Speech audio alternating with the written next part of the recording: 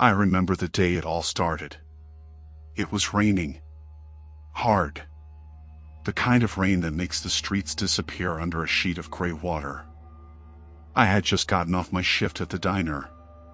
Tired. Soaked. Smelling like grease and coffee. When I unlocked my apartment door, there it was. Just sitting on the welcome mat. Out of place. Like it had been waiting for me. No note. No return address. Nothing. Just a plain brown cardboard box. Small enough to carry, but heavy enough that I could feel it resisting when I lifted it. I thought maybe it was a package from my sister. A late delivery I forgot about. I didn't even know I had ordered anything. I carried it inside. Put it on the kitchen table. Dripping water onto the floor. And just stared at it. There was this weight in my gut. The kind of feeling you get when something doesn't belong where it is. The tape was old. Like it had been resealed. The edges of the box were slightly torn. Not enough to peek inside. My apartment was quiet. Just the hum of the refrigerator. The rain tapping against the window. I picked up the box. Turned it over in my hands. And then I noticed something that made my stomach twist. A faint, wet smell coming from it. Like something organic. Almost decaying. I called my sister first, trying to laugh it off. But my voice shook more than I wanted to admit. "Hey, did you send me a package?" I asked. She laughed on the other end, that familiar, teasing laugh. "No, why would I? You've been ordering stuff on Amazon, haven't you?" I laughed. But it didn't reach my eyes. I told her I'd check it out and hung up. Staring at the box as if it might explain itself. If I just looked long enough. I found a kitchen knife. The dull kind, with a rounded tip. I hesitated. My hands were shaking. My chest was tight. I tried to calm myself down, telling myself it was probably just a mistake. A mix-up with deliveries. Maybe some weird prank. I sliced through the tape slowly, trying to breathe. And when I lifted the flaps, my stomach dropped. Inside, wrapped in a filthy, oil-stained cloth, was a doll. It wasn't a normal doll. Its face was smudged with dirt. Something darker, like dried blood. Its eyes were wide open, staring right at me. Classy. Almost alive. Its mouth was twisted in a way that made it seem like it was laughing at me. And around its neck, there was a note. Handwritten. Messy. Scratched onto the paper in a hurry. I picked it up with trembling hands. Half expecting the doll to move. It said only, "I see you." I laughed at first. Nervously. Trying to convince myself I wasn't losing my mind. "Okay, that's creepy. Whoever did this funny joke," I muttered aloud. But then I noticed something else. The box wasn't just wet from the rain. It was damp. And the smell had grown stronger. That rotting thing I couldn't place. I put the note down and reached in with a knife to remove the doll completely. That's when I felt it. Something soft. Squishy. Beneath the cloth. Not stuffing. Not plastic. But real. My hands recoiled, slipping on the wetness. I yelped. Almost dropped the box. For a second, I thought I was going to throw up. I peeled the cloth back fully. And that's when I saw it. A tiny human finger. Severed at the knuckle. Pale. Shriveled. The smell hit me fully then. Worse than anything I've ever imagined. Sour. Like burnt meat left in a freezer too long. I stumbled back, gagging. hands shaking so badly I couldn't grab my phone. I knew I had to call the police, but my voice caught in my throat. I sat on the floor for what felt like hours, staring at that finger, trying to make sense of it. Finally, I dialed 911. There's a package. It has a finger, I think. I don't know. I found a finger in the mail. Please come. The operator was calm. I could barely listen. I set the phone down and stared at the box like it was a trap. My mind racing, remembering every horror story I'd ever heard. Thinking, oh God, what if it's not just a finger? What if they're watching me right now? The police came maybe 30 minutes later. 2 officers in rain-slick jackets. I led them to the box, my hands trembling as I gestured, almost afraid they'd open it and scream. They handled it professionally, bagging the evidence, taking photos, asking questions. But I could barely answer. All I could think about were the doll's eyes, staring at me from the box, like it knew me, like it had been waiting. They told me they'd take fingerprints, run tests, see if it belonged to someone, and that I should go stay with a friend or family for the night. I nodded numbly, unable to stop thinking about the note, the finger, the smell. That night, I didn't sleep. Every time I closed my eyes, I saw the doll's eyes. Wide. Accusing. Every time the phone buzzed or a car passed my window, I jumped, convinced someone was outside, watching. I called my sister, begged her to come over. She said she couldn't. She had her own family. I tried to convince myself I was overreacting. Maybe someone had sent a prank package. But I knew in my gut that wasn't it. Someone had been inside my life. Inside my apartment building's mailroom. Close enough to deliver this thing to me. Then the call started. At first, just ringing once. Then going dead when I answered. I checked the caller ID, unknown number. Then, at exactly 3:07 a.m., my phone lit up. The screen showed a message. A photo. I didn't open it at first, my fingers trembling. But curiosity, or maybe horror, made me swipe. And I saw it. A photo of me sleeping, taken from just outside my bedroom door. I screamed, threw the phone across the room. It cracked against the wall.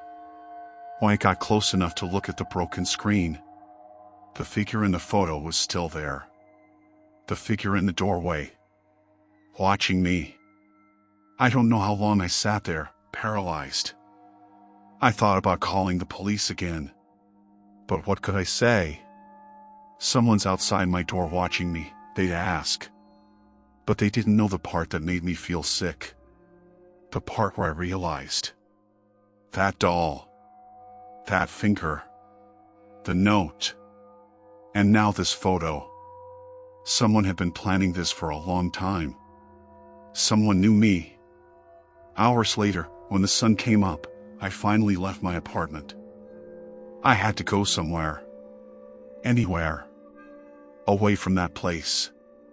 And as I walked down the street, drenched in rain and trembling, I couldn't shake the feeling that every shadow, every passerby, might be the person who sent it. I didn't know if they'd come again. If they were waiting. Or what they wanted from me. And deep down, I knew the finger wasn't just a warning. It was an introduction. I didn't want to stop driving, but after a few hours on the highway, exhaustion took over. My hands were stiff around the steering wheel. My eyes burning from the rain and fear. When I finally pulled into a small town, miles from anywhere familiar. The sky still dark. The streets empty. I found a rundown motel at the edge of the road. Checked in without even looking the clerk in the eye. I just needed a place to breathe. Even if only for a moment. Inside the room, I locked the door, pushed a chair under the handle, sat on the bed with my bag still in my lap. I kept replaying that moment at the rest stop. The figure under the street lamp, standing perfectly still, like they knew exactly when I would look up. I couldn't shake the feeling that I was already too late, that they were always ahead of me, watching every choice I made.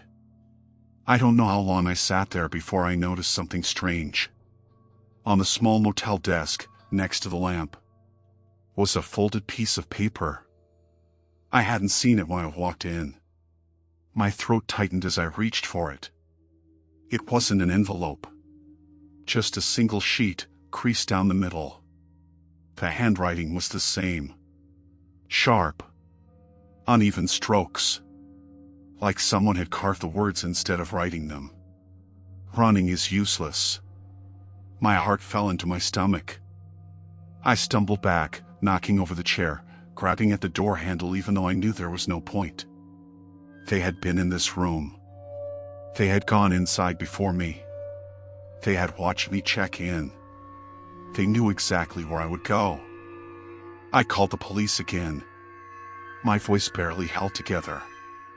This time, I didn't care how I sounded. I begged them to send someone. An officer arrived 20 minutes later. He checked the room and tried to reassure me. "There's no one here now," he said gently, like I was hysterical. But he didn't understand. The point wasn't that they were gone. The point was that they'd been close enough to leave a message in the place where I was supposed to sleep. They suggested I stay with someone, but I had no one left to run to. I felt too ashamed to call my sister again. I didn't want her dragged into this. So I left town. I drove until sunrise, until my eyes hurt too much to keep open. Eventually, I ended up in an old industrial area on the outskirts of another city. Rows of empty warehouses. Windows broken. Metal doors rusted shut. I parked behind one and slipped inside through a loose sheet of aluminum. It was cold, but it felt safer than any motel. Safer than my own apartment. No front desk. No neighbors. No one to watch me walk in. For the first time in days, I thought I might actually sleep. But around 3 a.m., I woke. A soft sound. Not loud. Not aggressive. Just deliberate. A light crunch of debris beneath a footstep. I sat up slowly, pulse hammering so hard I felt it in my gums. Moonlight drifted through the broken windows. And in that dim, pale glow, I saw movement. At the far end of the warehouse, a figure stepped forward. Tall. Hood pulled low. Hands at their sides. They didn't run. They didn't speak. They just watched me. Studying me. Memorizing every fragment of fear on my face. I froze. Completely. I couldn't scream. Couldn't even breathe. They reached into their pocket, pulled something out, and placed it gently on the dusty floor. A small piece of paper. Then they walked backward into the shadows and disappeared through a side door I hadn't even realized was there. For a long time, I didn't move. The only sound in the entire warehouse was the shaking of my own breath. When my legs finally worked again, I crawled across the floor and picked up the paper. It said, "This ends when I say it does." Something inside me broke then. Not out of fear.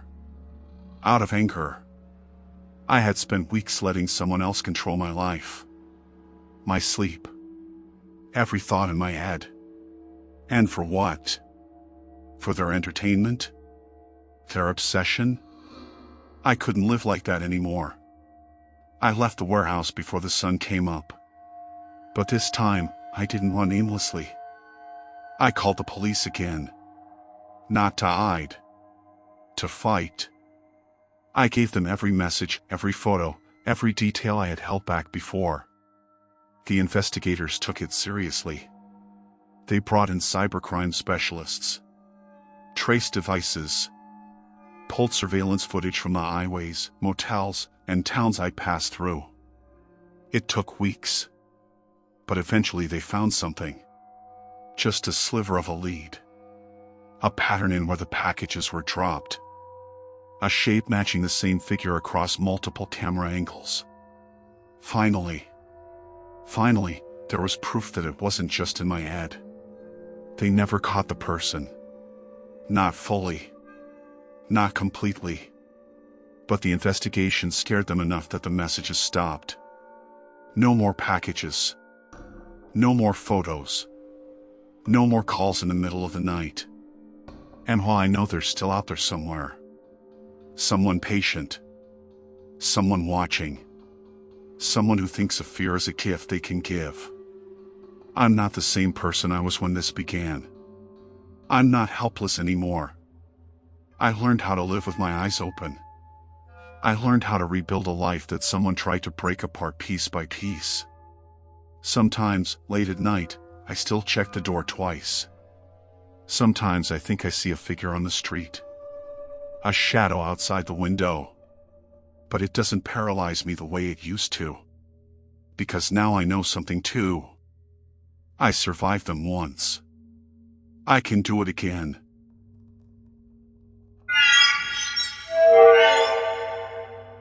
I'd been planning the road trip for months. Just me, my old sedan, and the open road. Stretching across the Midwest and down into the South. I left Chicago early on a Friday morning, before the sun had even cracked the horizon, trying to beat the traffic and the heat that always settled in by midday. I had a route all mapped out. Small towns with cheap motels, diners with neon signs. The kind of trip that was supposed to feel like freedom. It started that way too. Windows down. Music low. Coffee from a gas station. Nothing but miles and sky. I first noticed him on the second day. I was somewhere in Missouri. The kind of stretch where the interstate cuts through cornfields for miles. And I needed to pull over because the back of my neck was stiff. I got out, stretched. And when I looked up, there was this beat-up blue pickup parked a little way down the shoulder. The guy inside looked like he hadn't slept in days. Messy hair, pale skin, dark circles. But at first I didn't think anything of it. I waved, half smiling. And he waved back. Polite, nothing alarming. But as soon as I got back in the car, I realized a truck was behind me. Not nearby, but keeping pace. Almost like he was waiting for me to get back on the highway. I shook it off, told myself I was being paranoid. I'd been alone on the road before. This wasn't my first time. I drove on, thinking maybe he was just another traveler. Maybe even heading to the same exit. But then it got weird. Every time I stopped at a gas station or a rest area, there he was. Sitting in the same beat-up pickup. Sometimes pumping gas.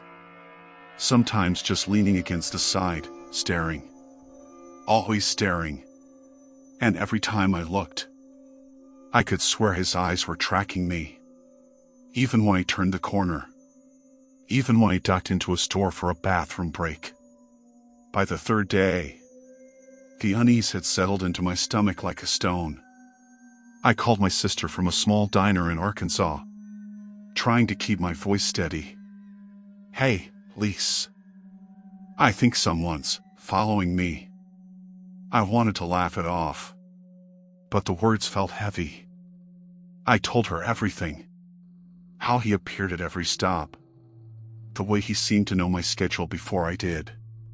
She told me to call the police. But what would I even say? I'm being stalked by a man in a blue pickup on I-55? The officer at the nearest station had laughed. Told me it was probably coincidence. But my gut told me otherwise. That night, I pulled into a motel on the outskirts of Little Rock. Cheap, nothing fancy. Just a room with peeling wallpaper. and a buzzing neon sign outside. I locked the door, checked the windows, triple-checked the locks, and there he was, outside the window, leaning against the hood of his truck, cigarette dangling from his fingers, watching the light flicker through the curtains. I didn't know what to do. I couldn't scream, I felt frozen. I thought about driving off, but every time I considered it, he'd start the truck and move down the street, keeping pace with my car if I tried to leave. Sleep didn't come. I stayed awake, phone in hand, watching shadows. Around 2 a.m., I heard a knock at the door. 3 light, slow knocks. I didn't answer. I just sat there, heart hammering, listening as he walked around the motel, the crunch of his boots on the gravel echoing in the empty parking lot. At one point, he leaned against the doorframe of the room next to mine, sighing like he was comfortable there, like he belonged. By sunrise, he was gone, but I knew it wasn't over. I kept driving south. Every exit, every stop, I checked behind me. Sometimes I'd catch a glimpse of him in my rearview mirror. Always the same pickup, always the same expressionless face. I started changing my routines. Longer stops at diners, skipped certain gas stations, even tried taking back roads through small towns instead of the highway. Nothing mattered. He was always there, always watching. One night, somewhere in Mississippi, I pulled over at a deserted rest area to sleep in the car. I tried to ignore the rustling outside, the faint scrape of metal against asphalt. Around 3 a.m., I woke up to the sound of my car door handle rattling. Someone had been trying to get in. I yanked the door locked, pressed my body against it, breathing so loud it hurt my ears. Outside, I could hear him muttering words I couldn't make out, low, grating. Then he walked away. I didn't move until the sun came up, and when I finally looked around, the truck was gone. I wanted to believe he had given up, that maybe I'd shaken him, but I didn't. I knew better. By the time I got to Louisiana, my nerves were shredded. Every diner, every gas station, every motel room felt like a trap. My hands shook whenever I got out of the car, even to pee. I avoided talking to anyone. I stopped making eye contact, kept the doors locked, windows up, engine running. And yet, no matter how fast I drove, no matter how many exits I skipped, I'd see him. Sometimes far behind me, sometimes just around the bend, sitting like a predator waiting for me to catch up. I started thinking about why him, why me? Was it random, or had I done something to catch his attention? Every scenario was worse than the last. It came to a head in Baton Rouge. I had rented a tiny motel on the outskirts, the kind you could disappear into, hoping that he might lose interest. I was in the shower when I heard it. The unmistakable crunch of boots on gravel, and that low, guttural hum of his voice. I wrapped myself in a towel, peeking through the blinds. And there he was, sitting in the truck, staring straight at the motel room, cigarette in hand. The moment felt eternal. I don't know how long I stayed frozen, but when I finally called 911, my voice cracked and shook so badly, they almost hung up on me. By the time the cops arrived, he was gone. The officers said he hadn't been there long enough to identify. No prints, no traces. But they did say something that made my blood run cold. These types don't just follow for fun. They pick a target. And sometimes, they don't stop. I drove the next morning, with every ounce of courage I had left. I didn't stop. I didn't look back. But on the highway, in the rearview mirror, I swore I saw the blue truck for just a second, parked on an overpass, just watching, just waiting. I kept driving, south through Louisiana, then Texas. Every mile a mix of hope and terror. I couldn't tell anyone where I was going. I barely trusted anyone with my real name. Every motel I pulled into, every gas station I stopped at. I checked mirrors, windows, doors. Twice, thrice. The fear had lodged itself in my chest. Constant, suffocating. I felt like my life had narrowed to a single, unbearable line. Drive, survive, don't stop. I thought I might lose him in Houston. The city was sprawling, crowded. And I figured he couldn't possibly keep track of me in all that chaos. But at a red light, I saw him. Sitting in that goddamn blue pickup. Tailing me through downtown traffic. Like he belonged there. And it wasn't subtle this time. He locked eyes with me. A look so hollow it made my stomach twist. I slammed my foot on the gas. Weaving through lanes. My heart pounding so hard. I thought it would shatter my ribs. He followed. Silent. Except for the roar of his engine. I called 911 again. My voice shrill and hysterical. He's here. He's following me. I screamed into the phone. Tears streaking my makeup. Hands shaking so badly. I could barely hold it. The operator told me to stay on the line. To drive to the nearest police station. But every turn I took, every street I cut down, I couldn't shake him. It was like he knew my every move. Before I made it. And that's when panic turned to something deeper. Dread. I realized he wasn't just following me. He was waiting for me to run out of options. Waiting for me to slip. Waiting for me to make a mistake.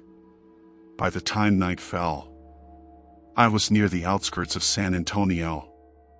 I found a 24-hour truck stop. Neon buzzing and flickering. Trucks lined up like sentinels. I parked as far away from the entrance as I could, staying in the shadows, and tried to think. I had no friends with me. No family I could reach without him knowing. Every plan I made seemed to crumble under the weight of his presence. And then I saw the truck. Blue, tinted, unmistakable. Rolling slowly past a parking lot. He stopped for a moment at the entrance. Like he was surveying the terrain. And that's when I saw it. A figure inside. Hands resting on the wheel. Calm, deliberate. Watching me. I didn't sleep. I didn't eat. I sat in that car. Until the first pale light of morning. Engine running. Clutching a baseball bat I found under the passenger seat. Every time I thought I saw him move toward me, my heart leaped into my throat. Around mid-morning, I saw him leave, driving slowly away. But I knew better.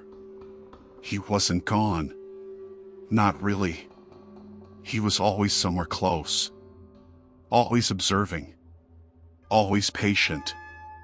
That's the terrifying thing about people like him. They don't need to chase. They wait. They know the fear is already working. I left the truck stop. As soon as the sun was high enough that shadows didn't offer him cover. I drove for hours without stopping. I avoided highways. Stuck to smaller roads. Even dirt back roads through towns so tiny. I'd never been through them before. I avoided gas stations, diners, motels. I slept in the car. For a few hours at a time. Always awake enough to see if headlights appeared in the distance. Every time I pulled into a parking lot, I scanned it twice before opening the door. And still, the dread never left me. Weeks later, after driving through Texas, New Mexico, and finally Arizona, I thought I had lost him.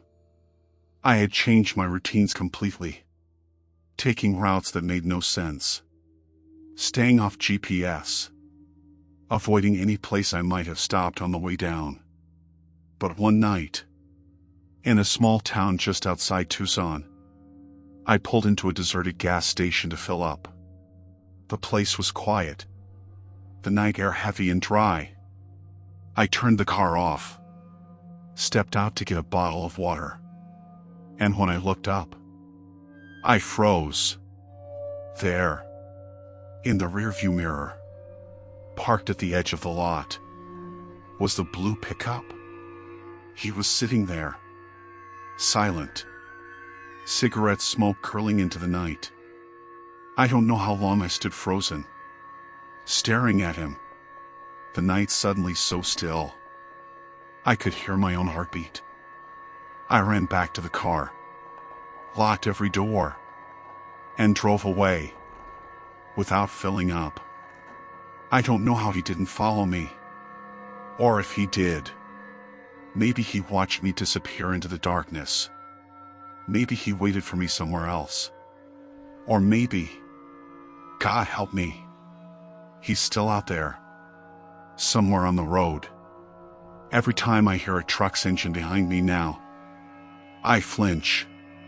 Every time a shadow passes my window at night, I hold my breath. I don't stop driving.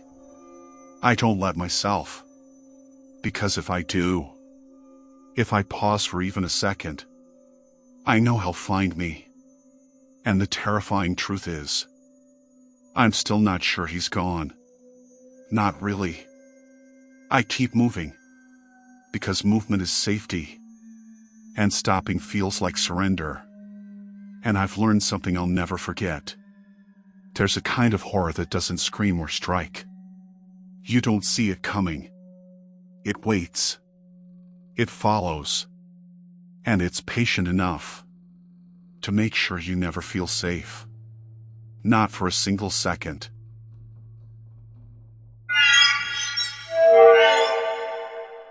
I moved to this small town, thinking it would be quiet, safe. The kind of place where people actually waved at each other on the street. I just left the city, tired of sirens and strangers. And this town promised the opposite. Slow mornings, neighbors who knew your name, streets lined with trees that actually change color in the fall. But it didn't take long for me to realize that something about this place wasn't right. It started with old Mrs. Gardner, who lived 3 houses down. I'd see her every morning, walking her dog, waving at everyone she passed. Then, one day, I didn't see her. I asked my neighbor, Paul, who lived next door, and he shrugged. She's probably just out for a drive. Old people do that, he said. But I could tell he was uneasy. It was strange, because Mrs. Gardner never missed her morning walk. The day turned into night, and still, no sign of her. The next morning, I went outside to look for her dog, a little beagle that always followed her everywhere. The leash was tied to the mailbox, still wagging slowly, as if waiting for her to return. I went to the sheriff's office, thinking maybe she'd been reported missing. But they shook their heads. Haven't heard anything, the deputy said. Maybe she's visiting family, or went to the hospital. But I knew she hadn't mentioned leaving town. After that, I started noticing little things. Doors left unlocked, lights that shouldn't be on, a car parked in the driveway of the house. I hadn't seen anyone enter for days. Then came the stories from other neighbors. People who whispered about people vanishing, without explanation. No evidence. No struggle. No note. Just gone. At first, I thought it was exaggeration. Town gossip blown out of proportion. But I couldn't ignore the feeling that something was off. One evening, around 9, I was walking my dog when I saw it. A man standing on the corner of Maple and 5th. I didn't recognize him. He was tall, thin, pale, wearing a gray hoodie, his face hidden in shadow. I walked past quickly, trying to ignore him, but I could feel his eyes on me. When I looked back, he was gone, just disappeared. I laughed nervously to myself, telling myself it was a trick of the streetlights, maybe my imagination. But then, I started noticing patterns, shadows at the edges of my vision, cars parked that weren't there before, neighbors I'd never met, standing silently on their porches. That same week, a teenager from down the street went missing. He hadn't been home for 2 days. The sheriff organized a search party, but they found nothing. No footprints. No signs of struggle. Not even his bicycle, which he always left by the curb. People in town stopped talking about it after a few days. Like ignoring it made it less real. But for me, it made the town feel smaller, tighter, suffocating. I was new, but suddenly I felt like an outsider, in a place that didn't want outsiders. Late one night, I heard noises outside my window. A scraping, soft at first, then louder, like someone dragging something across the road. I peeked through the blinds, and I could just make out a shadow, moving along the edge of my yard. My stomach dropped. I grabbed my phone, but it was dead. That didn't make sense. I had charged it fully an hour ago. I heard it again. Closer. Under my porch. Heart pounding. I grabbed a baseball bat from the closet and opened the door. Nothing. Just the empty street. And my own shallow breaths.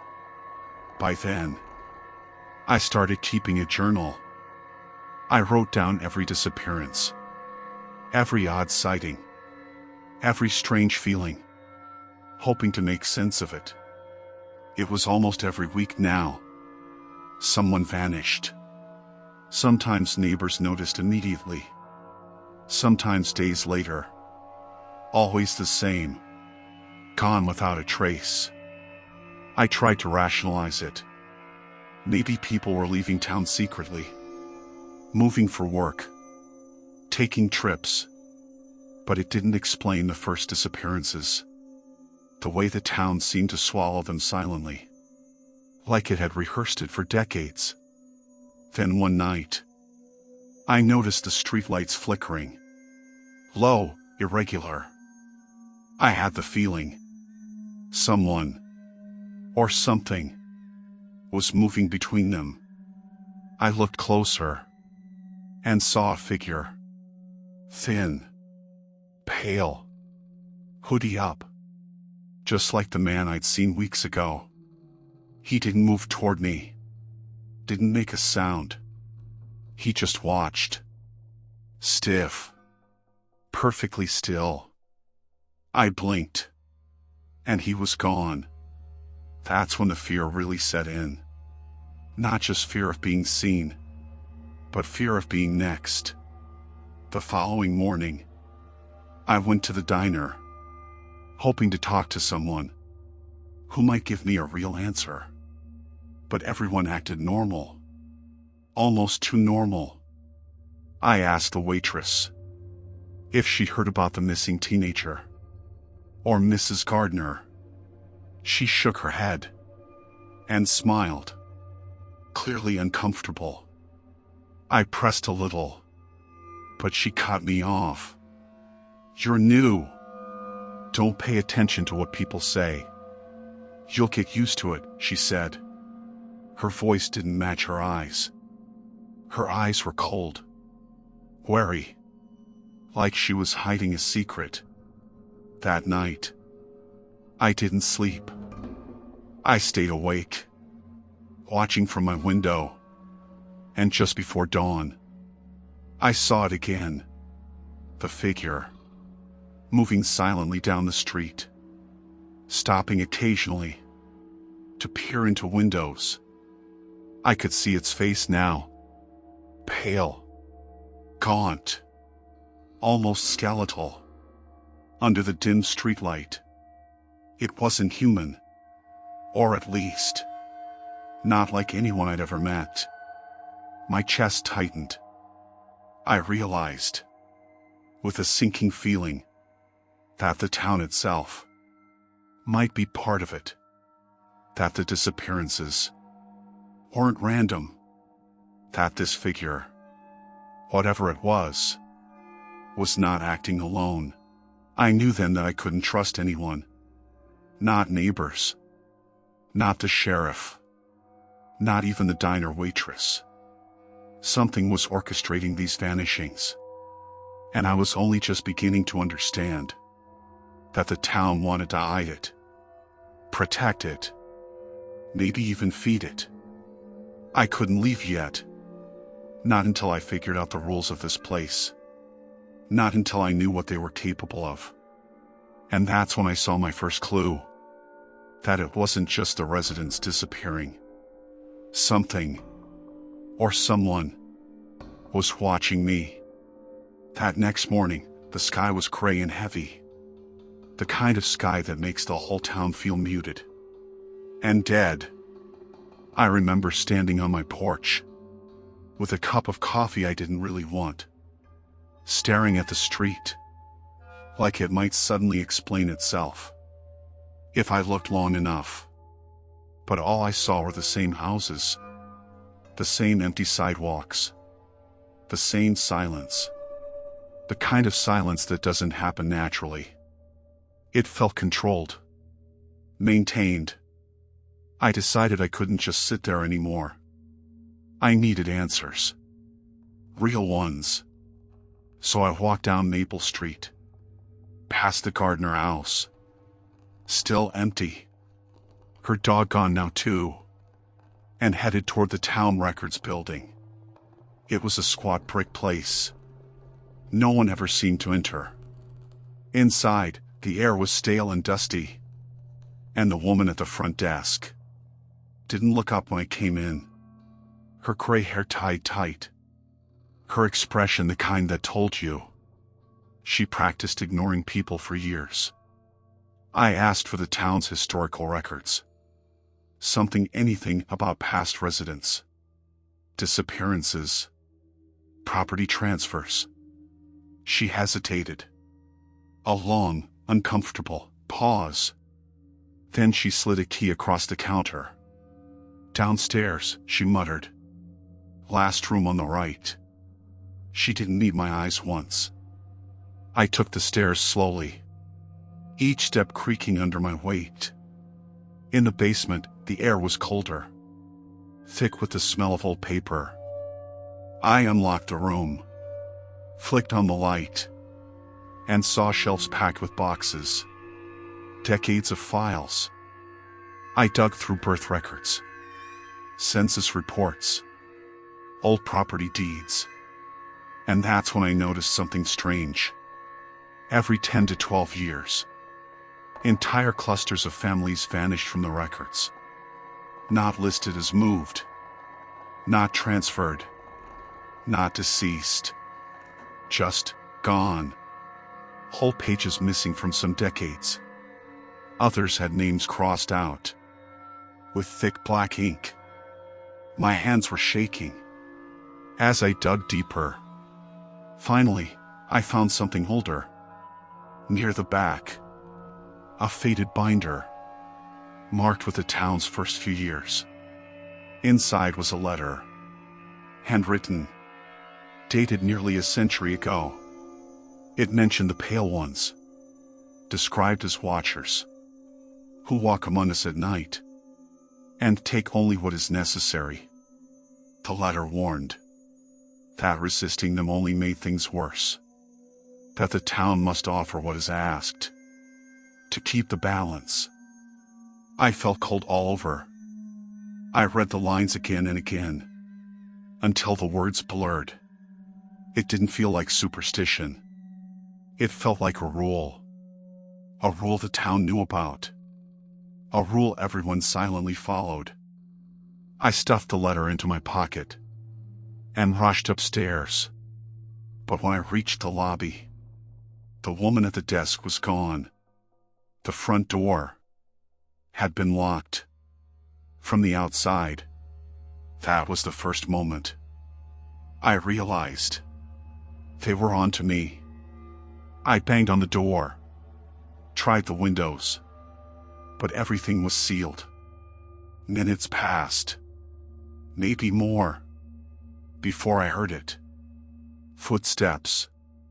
Slow, deliberate, dragging slightly on the floor, coming from the hallway behind me. I turned, and at the far end, I saw a shadow, stretching long, across the tiles. I didn't wait to see who it was. I ran to the back of the building and found a utility door. I slammed into it, harder and harder, until the rusted lock finally snapped, and I stumbled out into an alley. I didn't stop running until I was halfway down the main road, gasping, certain that figure from the hallway was just a few steps behind me. I went home only long enough to grab the things I couldn't leave behind. My journal, my IDs, that letter. I stuffed everything into my bag, but when I walked back outside, ready to flee town for good, something made me stop. My street, usually so quiet, was filled with people, neighbors, shop owners, the sheriff, even the waitress from the diner, just standing there, lined up across the road, blocking every exit, their faces blank, expressionless, not talking, not moving, just waiting. The sheriff took one step forward. "You've been busy," he said calmly, as if we were talking about gardening or chores, asking questions, going places you shouldn't. His voice wasn't angry. It was worse. Calm. Resigned. Like I had broken a rule. Everyone else understood. I backed up slowly, toward my porch. "I'm leaving," I said, trying to keep my voice steady. "I don't belong here." He shook his head. "That isn't your choice anymore." I saw movement. Behind the crowd. Something tall. Thin. Pale. Its shape wavered slightly under the streetlights, like it didn't quite belong in this world. The same figure I'd seen outside my window. The same one, walking the streets at night. My breath caught in my throat. The sheriff didn't turn to look at it. He didn't have to. "It's time," he said softly. "The town has to give something. Every so often.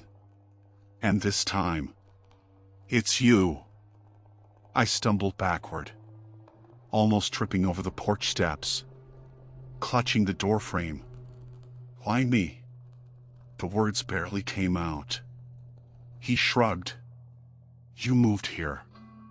And in that moment, I finally understood why the houses went up for sale, why so many people were eager to move in, why no one warned newcomers.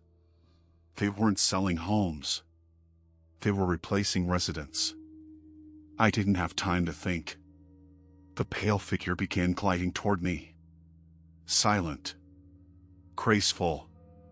Impossibly fast. Despite barely touching the ground. I bolted inside. And slammed the door. Locking every latch. Pushing the couch against it. My whole body shook. As its shadow stopped. Just outside. For a moment. There was only silence. Then a whisper. A faint, chilling breath. Through the cracks in the frame. You're ours now. I ran out the back. Through the yard. Past the fence. And into the woods. Behind the neighborhood. Branches tore at my arms. Roots caught my feet. But I didn't stop. I didn't look back. I kept running. Until the trees gave way. To the highway. And the sky began to lighten. With dawn. I didn't stop running. Until the town. Was miles behind me. I've moved 3 times since then. New states. New numbers. New everything. But sometimes. Late at night. When the street is quiet. And the wind hits the windows. Just right. I hear footsteps outside. Slow. Dragging. Familiar. And once. Outside my apartment in Kansas. I found a scrap of paper. Tucked under my door. Same handwriting. Same uneven strokes. Residents don't get to disappear.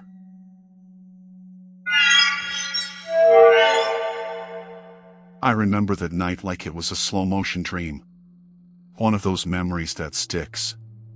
Not because it's vivid, but because it gnaws at you every time you close your eyes. I was working late, finishing up at a diner on the outskirts of town. The kind of place where the neon flickers just enough to make you question if it's alive or dying. The parking lot outside was mostly empty. Except for a few cars scattered like pieces on a chessboard. I had my car parked near the far end. Under a broken streetlight that hummed and buzzed. In a way that made the shadows seem alive. I was tired, bone-deep tired. And all I wanted was to get home. I had my keys in my hand, my bag slung over my shoulder. And I was thinking about the warm shower waiting for me. When I first noticed the sound. It was subtle at first. A scraping noise near the edge of the lot. Like someone dragging their hand along the asphalt. I froze for a second. Trying to convince myself it was just a raccoon. Or maybe a stray branch caught in the wind. But the scraping didn't stop. It shifted, moved closer. Irregular and deliberate. I glanced around, there was no one. Just my car and the empty lot. But the feeling of being watched slammed into me. Sudden and cold. I walked faster, almost jogging, towards my car. And that's when I saw him. Or at least, I think I did. A figure, tall, thin. Hunched in a way that made him seem bigger than he was. Standing by a minivan a couple of spaces over. He wasn't moving. Just observing. My heart started hammering. A frantic rhythm I couldn't control. I told myself to breathe, to act normal. But every instinct in my body screamed otherwise. I fumbled with my keys. Trying to unlock my door with hands that were shaking so hard. I thought I might drop them. Then he moved. Just a step, and it was enough. He didn't run, didn't hurry.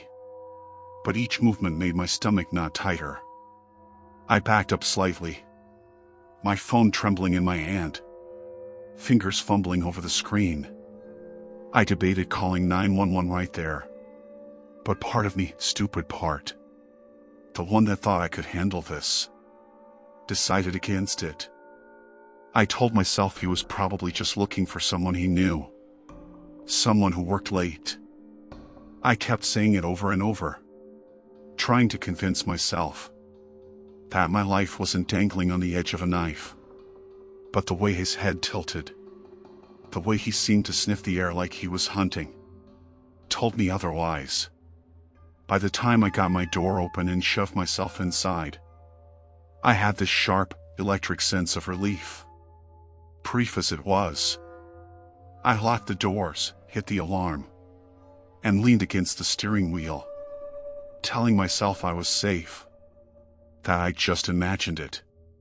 But the sound came again, softer this time, just outside my window. A scraping, almost like fingernails on metal. I held my breath, listening. The lot was otherwise quiet, the diner lights casting long, lazy shadows. And then I heard him speak. Just a whisper, almost under his breath, but enough that it made my blood run cold. "I see you."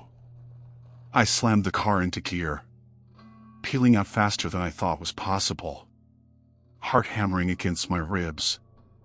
I didn't look back, not until I reached the first set of streetlights. And even then I half expected to see him standing there, waiting. But the lot was empty, like he had never been there. That night, I kept checking every reflection, every shadow, paranoid beyond reason. But nothing appeared. For a few weeks. I thought maybe it was just a single encounter. I started parking closer to the diner doors, never under the broken streetlight. But then the letters started. Handwritten, no return address. Just short notes left under my windshield wipers, or tucked in the gaps of my car door. "I know where you live," one read. Another, "You can't hide." They weren't signed. No hint of who he was. Just a terrifying certainty that he had been watching me, knowing my habits, my routes.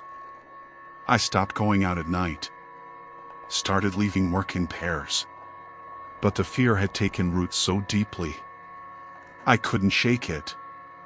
I began checking the rearview mirror obsessively, scanning every parking lot, every shadow, as if he could appear at any second.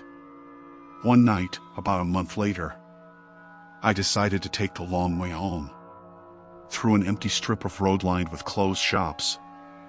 The streetlights were sparse. The pavement cracked. My stomach twisted as I drove. And then I saw it.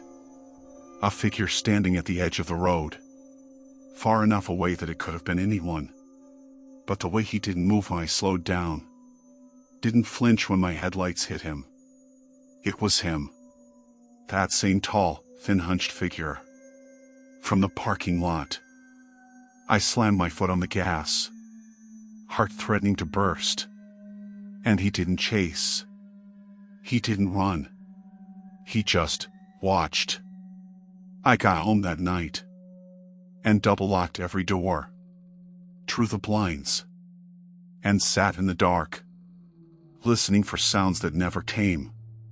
But I couldn't stop thinking about the first night, about the way he had spoken, about the letters. I started noticing little things during the day too. Footsteps behind me that stopped when I turned around. Shadows in my peripheral vision that vanished when I looked straight at them. I began sleeping with my bedroom light on, my phone in my hand, ready to call for help. At the first hint of him, then the call started. Quiet, distorted. Just a low hum at first, like the phone line was broken. But sometimes, when I picked up, there was breathing. Heavy, deliberate. Sometimes it was laughter. Soft and low. Just enough to make me tremble. I never heard a voice clearly at first. Just the sensation that he was there. Just on the other side. Close enough that he could see me if he wanted. Each call made me jump. Made my pulse race. Made me wonder if he was inside my house now. hiding just out of sight. The night I found the first scratch on my car, I knew I was dealing with someone who had crossed the line completely. It was small, near the handle of the driver's door, barely noticeable unless you were looking for it, but deliberate. And my name was etched into the metal underneath. Just my name. I didn't sleep for days after that. Every time I left the house, every time I returned, I felt him there. Somewhere. Patient. Waiting. The police came, of course. They checked the lot, the street, my house. But they found nothing. He was always one step ahead. Invisible but terrifyingly present. I reached a point where fear wasn't just something I felt. It became a place I lived in. Every corner of my house felt wrong. Like the air was too heavy. Like it was holding secrets I couldn't see. I barely ate. I hardly slept. And every time I closed my eyes, I saw that broken streetlight. That hunched figure. That first whispered, "I see you." I tried pretending life was normal for a little while.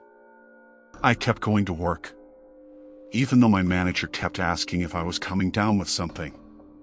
My coworkers noticed how jumpy I'd become, how I'd flinch whenever the door chimed, or how I kept staring out the front window, like I expected someone to smash their face against the glass.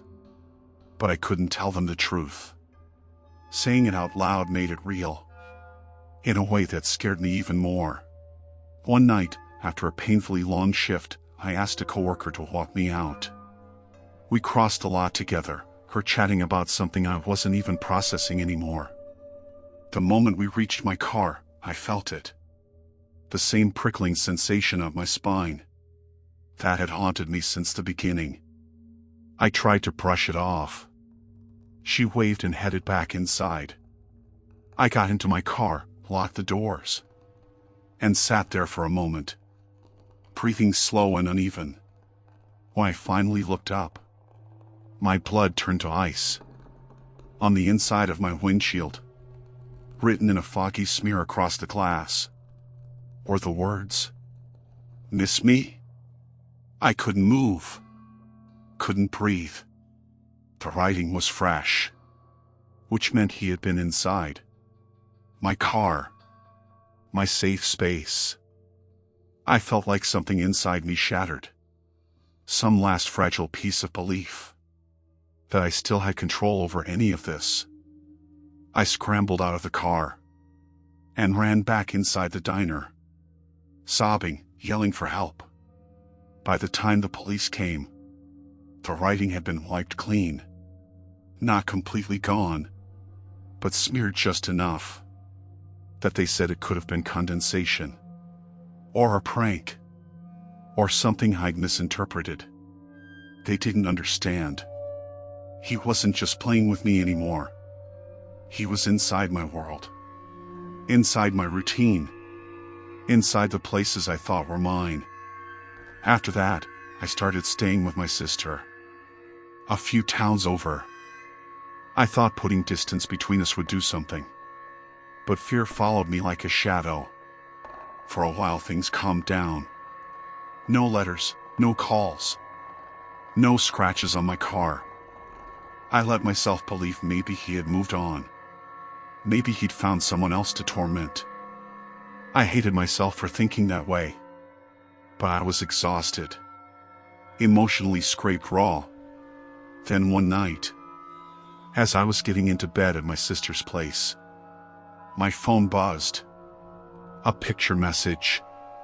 No text, just the image. It was the diner parking lot. My car in its old space.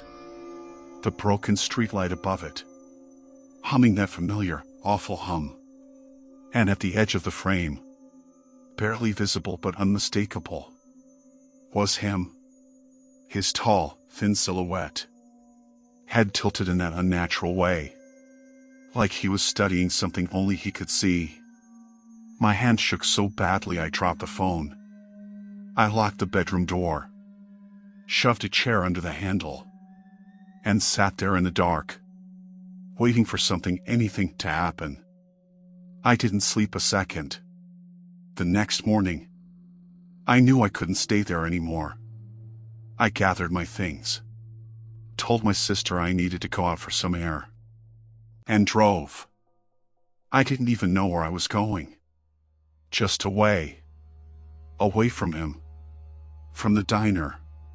From that broken streetlight. I drove until the city faded into farmland. Until every part of me felt numb. And for a moment, I thought maybe this was it. Maybe I could disappear. Maybe I could outrun him. Then my car started sputtering. I looked down at the gas gauge and felt sick. I had been so panicked. I didn't even notice how low it had gotten. I pulled into the first gas station I could find. An old place with flickering lights. And a single pump that looked older than me. It was late. The sky was already dark. I stepped out, shaking, trying to convince myself that this was just bad luck. Nothing more. I started pumping gas, glancing around every few seconds, every shadow feeling like a threat. I kept telling myself to calm down, that he couldn't possibly know where I'd gone. Then I heard it. A slow, deliberate crunch of gravel behind me. I spun around, heart slamming against my ribs, breath frozen in my throat. At first I didn't see anything, just the empty lot, the dark field behind it. And then, as my eyes adjusted, I realized there was a figure standing just beyond the light. Tall, thin, head lowered. My stomach dropped. My vision tumbled. I couldn't move, couldn't speak. I backed up instinctively, bumping into my car, the pump clattering to the ground. He stepped forward, just one slow step, like he was savoring the moment. The light caught the edge of his face. Sharp cheekbones, hollow eyes, a smile that looked wrong, stretched too far. "I told you," he whispered, voice rasping like gravel. "You can't hide." I scrambled into my car so fast, I barely felt my hands. I locked the doors, jammed the key into the ignition, and tore away from that gas station, as fast as the engine would let me. I don't remember the roads I took. I don't remember the turns. All I remember is looking in the rearview mirror and seeing nothing behind me, nothing chasing me, but feeling like he was still there, somehow beside me, inside the car, inside my mind. I didn't go back home after that. I didn't go back to my sister's either. I checked into a small motel miles away, paid cash, didn't give my real name. I sat on the bed, staring at the door, waiting for the knob to turn, waiting for the scraping sound on the window, waiting for that voice again. And when dawn finally broke through the curtains, for the first time in months, I felt a flicker of something. Maybe hope. Maybe exhaustion. Maybe just the absence of his presence. But it didn't last long. My phone, the one I had turned off, the one I hadn't touched since I left my sister's, lit up on the nightstand. A notification. A picture. The motel parking lot. My room door. Taken from just a few feet away. And underneath it, a single message. "I'm still here."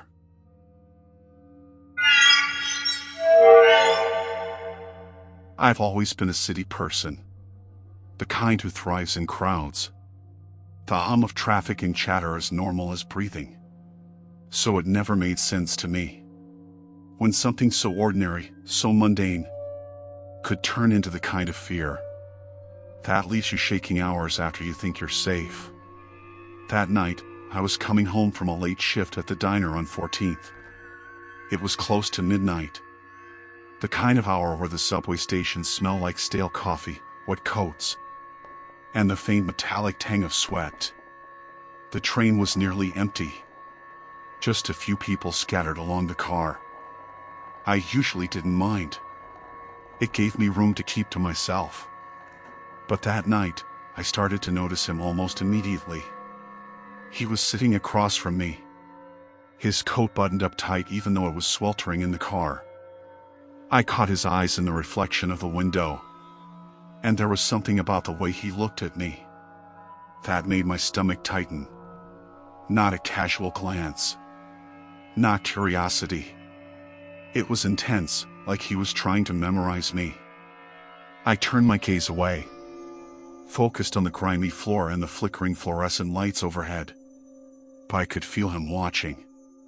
Every time the train jolted or a car came to a stop, I'd catch him shifting slightly, adjusting his position so he was always in my line of sight. At first, I tried to convince myself I was imagining it. My mind loves to dramatize things late at night. But then he got up. He moved a few rows closer, pretending to be interested in the advertisements. But I could see him every time I looked up. My heart started beating faster. The kind of panic that crawls from your chest into your throat. I tried looking around, hoping another passenger would notice. But everyone else seemed completely oblivious. Heads buried in phones or headphones. When the train stopped at 23rd, he got off. And I exhaled slowly, feeling relief wash over me. Maybe it was a coincidence. Maybe he was just, I don't know, a night owl like me. But the relief lasted only until the next station. When I saw him again. He stepped onto the train, leaned against the same pole. And the second our eyes met, I knew it wasn't coincidence. I started to panic quietly, thinking I could handle it by pretending to be busy. I kept my headphones in, scrolling aimlessly through playlists, telling myself if I ignored him, he'd leave me alone. But then the unease hit in a different way. He began moving whenever I moved. If I changed seats closer to the door, he subtly adjusted, as if testing how far he could follow me without anyone noticing. My hand shook when I reached into my bag to grab my phone, because even the light of the screen felt like it would betray me. I tried texting my friend, fingers fumbling. Hey, train's empty, some guy keeps staring. It's creepy. My thumb hovered over send. But something told me to stay quiet, not to draw attention. I didn't even want to think about the possibility he could notice the messages. I felt trapped. The kind of tight, hot fear that makes your chest ache. Every little jolt of the train sounded louder than it should. Every creak of the door seemed amplified. And through it all, he was there. Like a shadow that followed me perfectly. Never too close to alarm anyone, but close enough to be terrifying. By the time we got to 34th Street, I realized I couldn't stay in one spot anymore. I started walking the length of the car, hoping to break the pattern, hoping the train would stop at the right moment, and I could slip out without him noticing. But he mirrored me, moving closer with each step. I reached the end of the car, my stomach twisting. There was no escape, not yet. I felt like a rabbit, and the world was suddenly full of quiet hunters. I thought about getting off at the next stop, and waiting on the platform until a more crowded train came. But something in my gut told me he would follow, no matter what. That's when the panic fully set in. My mind raced through every news story I'd ever read. About attacks on lonely commuters. About people who got off the train and vanished in the shadows. I tried taking deep breaths, telling myself I wasn't imagining it. But my body refused to calm down. Every time the train clattered over the rails, it sounded like footsteps behind me, even though I knew he wasn't making them. And then, when the train lurched into 42nd Street, he spoke. Just a whisper, barely audible over the rumble of the tracks. "You're beautiful," he said. I froze. My heart threatened to burst. I pretended not to hear, staring straight ahead, willing the words to mean nothing.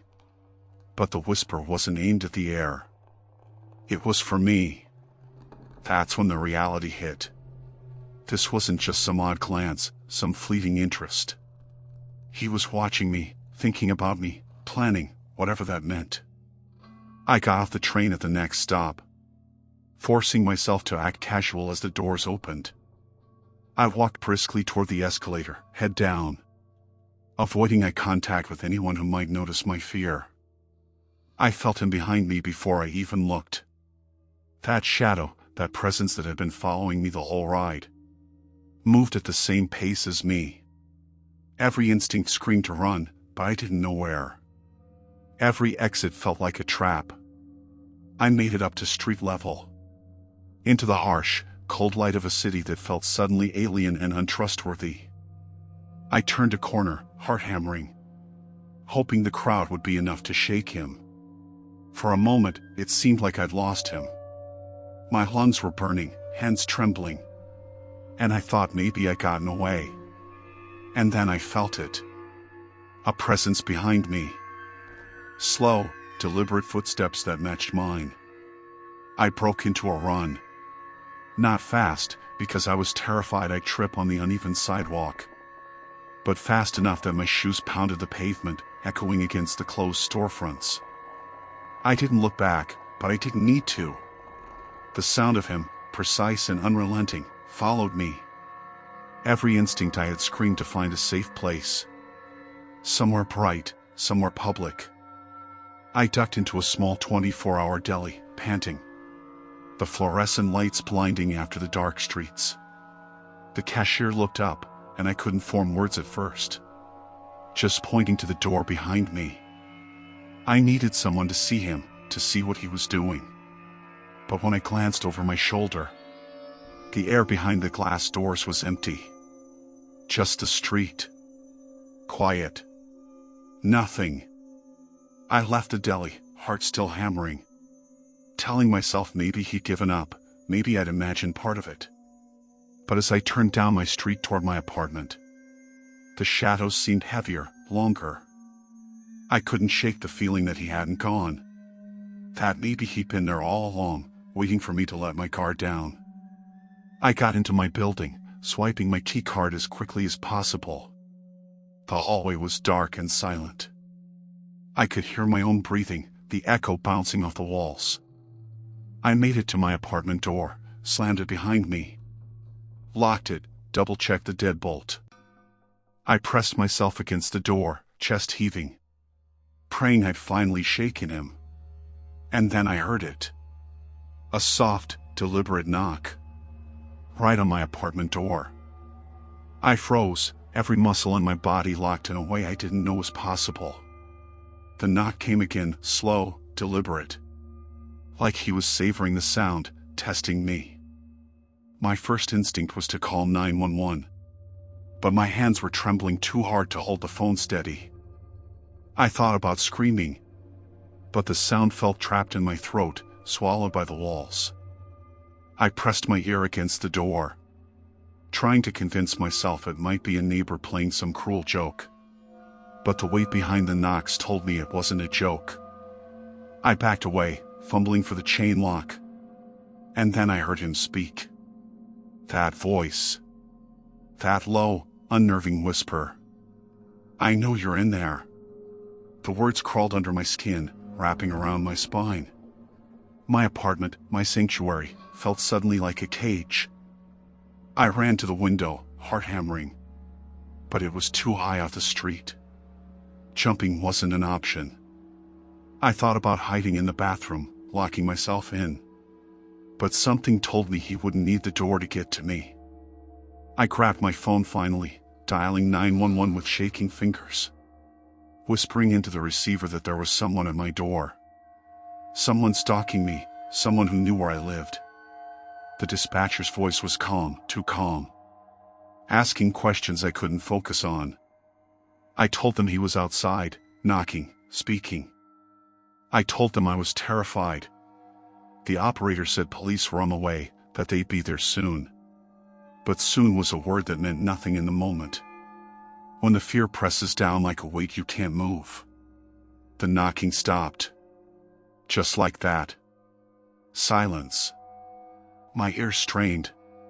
But all I could hear was my own heartbeat. Wild and unsteady. I waited, barely breathing. Counting seconds. That stretched into minutes. And then, the whisper again. Right next to my door. You can't hide. I fell back against the wall, chest heaving. Sliding to the floor. Trying to make myself as small as possible. Minutes later. I think it was minutes. It could have been hours. The sound of sirens came in the distance. My relief was immediate but fragile. Like holding a thin sheet over a fire. I stayed pressed against the wall. Listening as footsteps ran past the door. Voices calling out. The cops arrived. Searching the building. Checking every apartment. I opened the door just enough to show I was inside. Trembling. Still unable to speak. They assured me the area would be patrolled. That someone matching a description I barely could give had been seen around nearby stations. I didn't know what to say. How do you explain the feeling that someone is still there, even when all logic says they're gone? I slept with the lights on that night, but sleep didn't come easily. Every noise, the hum of the refrigerator, the distant rumble of a passing train, even my own footsteps, set me on edge. The next day, I avoided the subway completely. I took taxis, walked long routes, anything to stay out of that confined space where he had followed me. But even then, I felt the eyes on the street, in cafes, across crosswalks. Maybe it was paranoia. Maybe it wasn't. I started noticing the little things. The way a stranger would glance at me a second too long. The slight delay before someone moved past me. I couldn't shake the idea that he was still watching, waiting, learning the patterns of my life. Weeks passed. I tried to return to some semblance of normalcy. Went back to work. Tried to take the subway at less crowded times. But the panic never fully left. My friends noticed I was jumpy, anxious, even paranoid. I couldn't tell them exactly what happened. Not fully. How do you explain being hunted, followed, without sounding insane? And then it started happening elsewhere. In my apartment.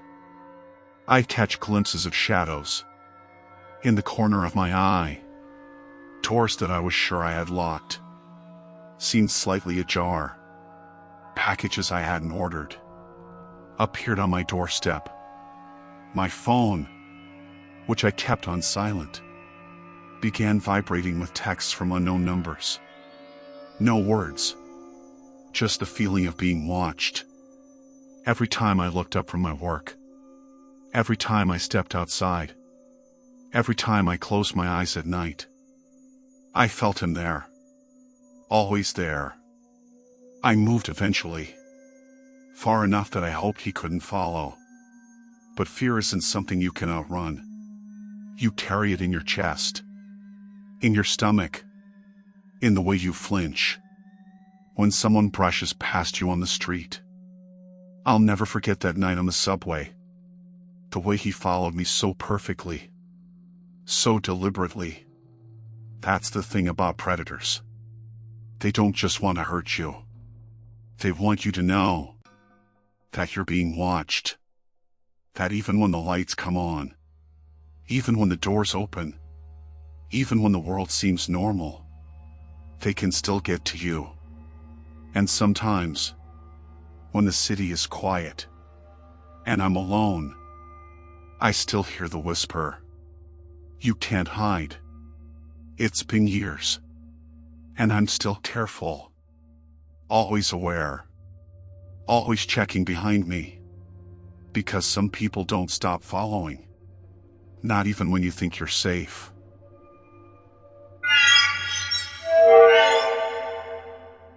I first noticed something was off about my neighbor, Mrs. Callahan. A little over a month ago.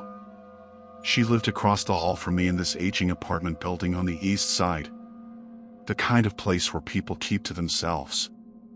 And nobody really bothers anyone else. I'd say hi in the hallway sometimes. Nod to her when we passed. But that was the extent of our interaction. She was in her 70s, quiet. Always in the same beige cardigan. Always carrying a small brown purse like she was headed somewhere important. Nothing ever seemed unusual until it started. It was a Monday morning. I came out of my apartment with my coffee and keys.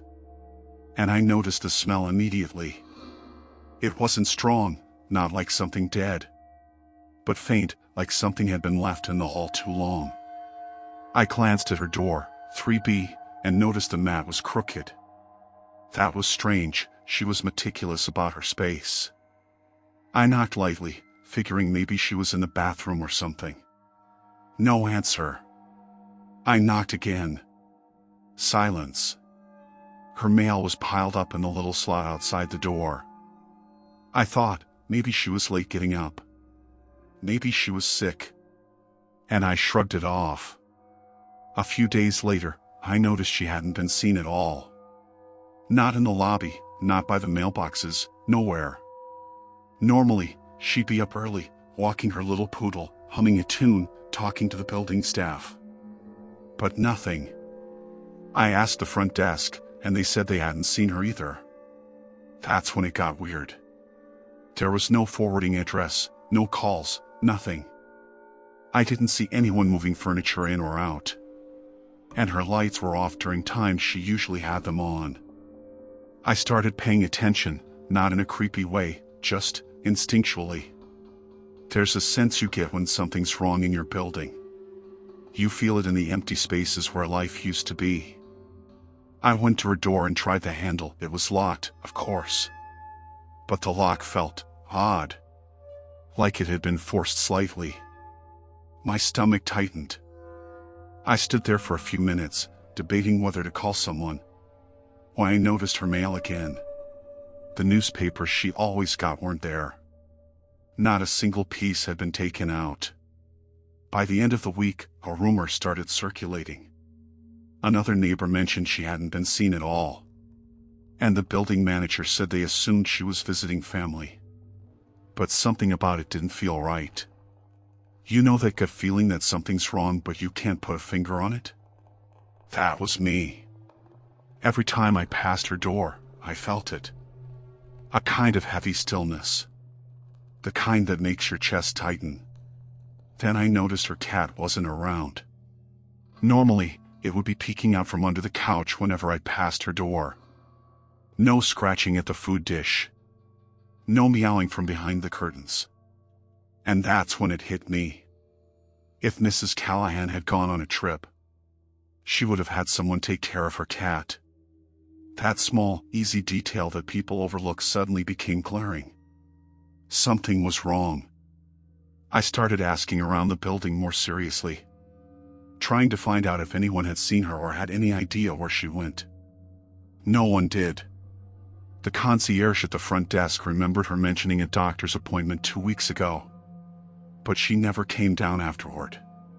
And when I asked the neighbors on the floor above, they said they hadn't seen her either. That was unusual. Her routine was predictable. She didn't skip days. Curiosity turned into unease. I started watching her door subtly from my peephole. Days passed. The hallway remained silent, empty, with a faint smell that seemed to get stronger. I couldn't identify it, but it made me uneasy. Sometimes, I could swear I heard scratching behind the door. My hands would go cold just thinking about it. I told myself it was just the building settling, just the pipes. But the instinct wouldn't leave me. One night, around midnight, I heard a soft thump from her apartment. Not loud, just enough to make me pause. I tried to rationalize it. An object falling, maybe a raccoon on the fire escape. But there was no fire escape outside her window. No one else was around. And the building was nearly silent. I pressed my ear to the door. Nothing. Then a soft, almost inaudible whisper. Like someone muttering to themselves. I swear it said, "Don't look." I stumbled back, heart hammering. Unsure if I had imagined it. The next day, I noticed something new. Her doormat had moved slightly. And on it, a faint smudge of something dark, maybe dirt, maybe blood. I tried not to think about it too much, convincing myself it was nothing. But the rationalizations fell apart. When I looked down the hallway, there were streaks, faint, almost hidden along the baseboards. I didn't want to see them, but I couldn't stop looking. They didn't appear to be from anyone walking normally. They led toward her door and ended there, as if whatever left them had stopped abruptly. I called the police the following morning. They came, checked the apartment from the outside, and ran her number. No one had reported her missing officially. They asked me questions, took notes. But you could tell they weren't expecting much. They said, she probably just left town, maybe didn't tell anyone. But the detective's eyes were cautious, curious. Like he didn't fully believe the story either. That's when I decided I couldn't just wait. I needed to know. I needed to see for myself. I knocked again, louder this time, demanding an answer. No response. I pressed my ear to the door. Silence. Then, just as I was about to step back, the faintest sound, a low moan, almost human, almost desperate, came from inside. I jumped back, my heart pounding. I was frozen there for what felt like minutes, debating whether to call again or try the lock. And then, the smell hit me full force. Not just stale, not just faint, but unmistakable. Something metallic, sharp, mixing with the faint decay of weeks. I ran to the building manager, telling him I thought something was seriously wrong. He looked at me skeptically, but finally called the police again. This time, they came with more officers. They tried the door, still locked. They had to break it open. And when they did, the hallway and apartment beyond were empty. Almost too clean, too staged. Like someone had tried to hide everything. No Mrs. Callahan. No cat. No signs of struggle, no furniture overturned. No belongings left behind in a way that made sense. Just an apartment that looked like it had been prepared for someone to disappear without a trace. I stood there in shock, trying to make sense of it. The officers looked equally baffled. One said quietly, "It's like she just evaporated." My hands were shaking, my stomach in knots. I walked through the apartment, half expecting to see her hiding somewhere. Maybe unconscious, maybe trapped. But there was nothing. Only a faint, lingering odor I couldn't place. Like the apartment itself was holding its breath, keeping a secret. And that's when I noticed the journal on the kitchen counter. Her handwriting, neat, precise. The last entry scratched in urgency. He's watching me. He knows. I have to leave before it's too late. I froze. I didn't know who he was, or why she had written that. My mind raced with possibilities. And the deeper I stared, the more the apartment seemed wrong. Like someone or something had been inside recently. Just moments before. I left that night shaken. The door to 3B was locked again when I returned from the police station. The hall smelled faintly metallic. As if someone had just passed. I couldn't explain it. But I felt eyes on me. A presence lingering in the shadows. That night, sleep was impossible. I kept imagining her somewhere, hidden, scared, or worse, gone forever. Days passed, but nothing changed. No sightings, no calls, no explanation. The police closed the case as no leads. And the building returned to normal, or what passed for normal. But I never felt safe again. Every creak in the hallway, every shadow cast by the flickering lights, made my skin crawl. I started noticing small things. Lights flickering in her apartment. The faint sound of scratching behind walls. Sometimes, late at night, I swore I could hear her voice whispering through the vents. Calling for help. I don't know what happened to her. I don't know if she left. If someone took her. Or if something else. And I don't think I want to find out. But the truth is, I haven't stopped looking. I walk past her door every day, pretending nothing happened. But my eyes are always on 3B. Always. I barely slept after that first week. Every sound in the building felt sharper, heavier. Like the walls were breathing. I'd lie awake at night staring at the ceiling. Listening for anything, footsteps, whispers, something moving in the vents. The more I tried to ignore it, the more the silence felt wrong. Like the building was holding its breath. Waiting for something to happen. I kept telling myself I was overthinking it. People disappear all the time.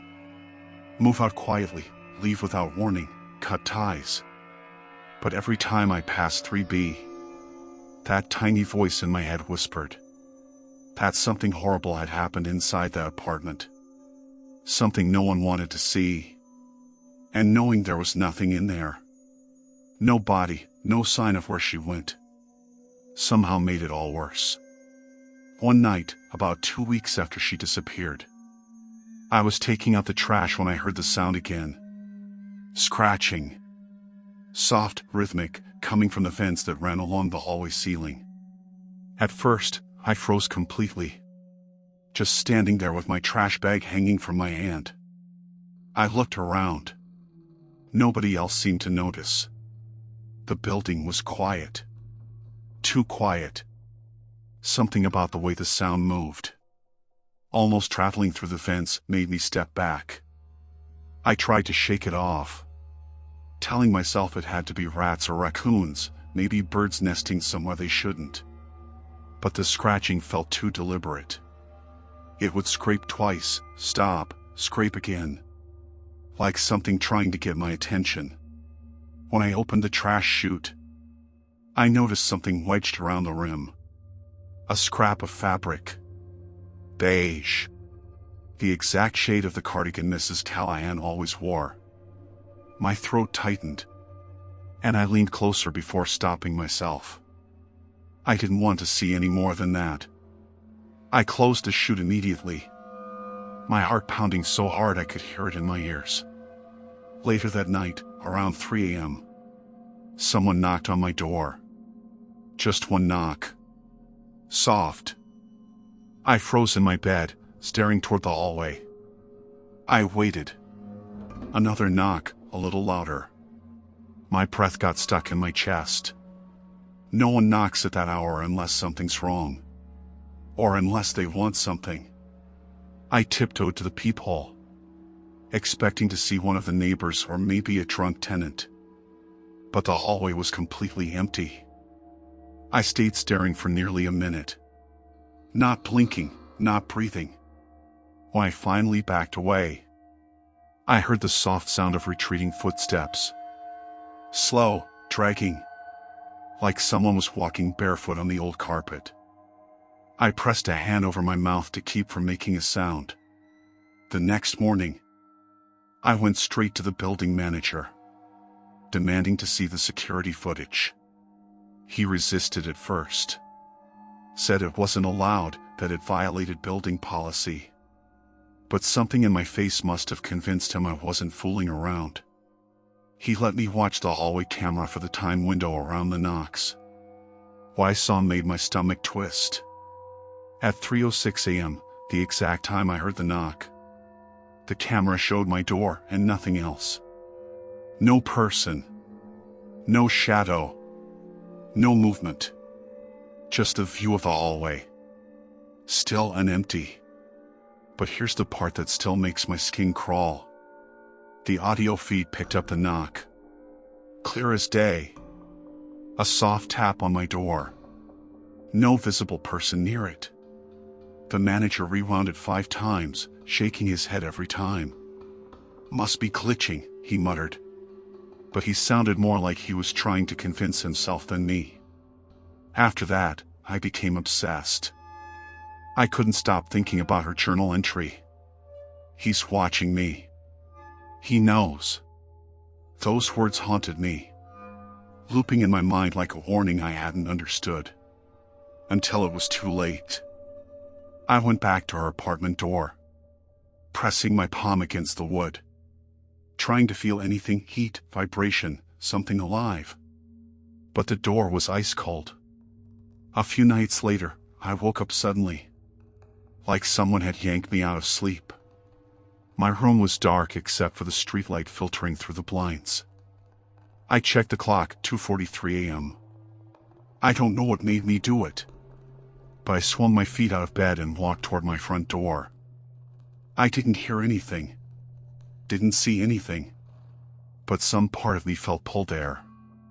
When I got to the peephole, I looked through it automatically. At first, the hallway looked normal, dim, quiet. But then something moved in the corner of the frame. Just a flicker, like someone stepping back into the shadows. The motion was so slight I couldn't be sure it was real. I stared hard, waiting, praying nothing else would happen.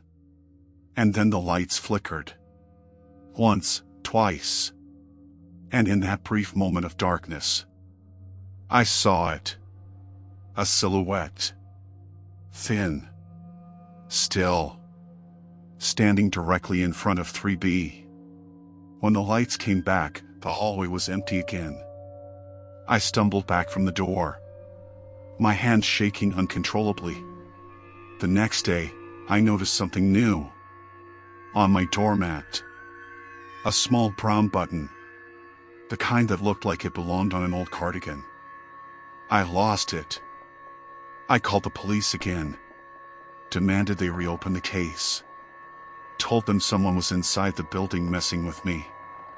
They sent an officer to check on my welfare, which is basically code for making sure I wasn't losing my mind. He walked the hallway with me, checked the doors, checked the cameras again. Nothing. It made me doubt myself for a second. Made me wonder if maybe I was imagining the worst. Because the unknown terrifies us more than the truth ever could.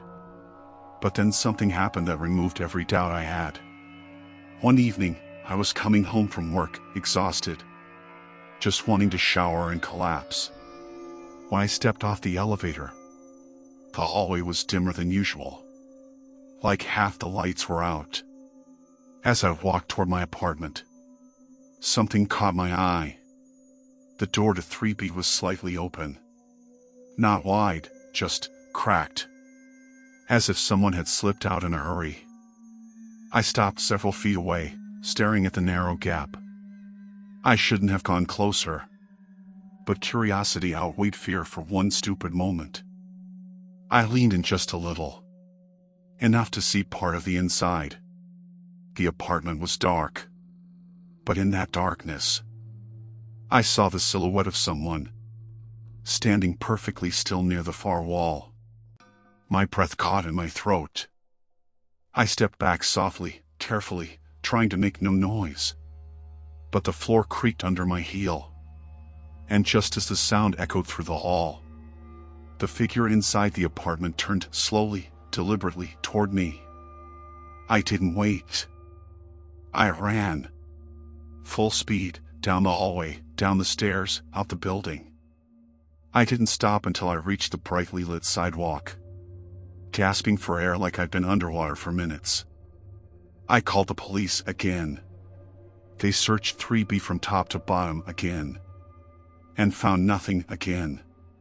The door, they said, must not have been closed properly. The lights, they said, were flickering because the wiring was old. The silhouette. My imagination. Except they didn't live there. They didn't walk those halls. They didn't hear the knocks or the scratching or the faint whispers coming through the vents. After that night, I couldn't bring myself to sleep in my apartment. Every sound made me jump. I stayed with a friend for a few days. But even then, the feeling followed me. Like someone standing just out of sight. Watching. Waiting. But the worst moment came when I finally worked up the courage to go back and pack my belongings. I opened my apartment door slowly, expecting the lights to flicker or the hall to be different somehow. Everything was normal. Quiet. Still. Until I saw the note. A folded piece of paper, lying perfectly centered on my kitchen table. I hadn't been home in 3 days. The windows were locked. The door had a deadbolt only I had the key to. I unfolded it with shaking hands. Just 7 words, written in the same neat handwriting from Mrs. Callahan's journal. He's watching you now. Don't look back. I dropped the note and staggered away from the table, my skin crawling. I didn't need to look around to know I wasn't alone. The air felt heavy, charged, like someone was standing right behind me. But I didn't turn. I didn't look. I couldn't. I left that apartment that day and never went back. I moved across the city, changed my number, avoided anyone from that building. But some nights, when everything is still and the world feels colder than it should, I hear it again. Scratching in the vents, soft knocking on the walls. And sometimes, I swear I hear her voice, whispering my name.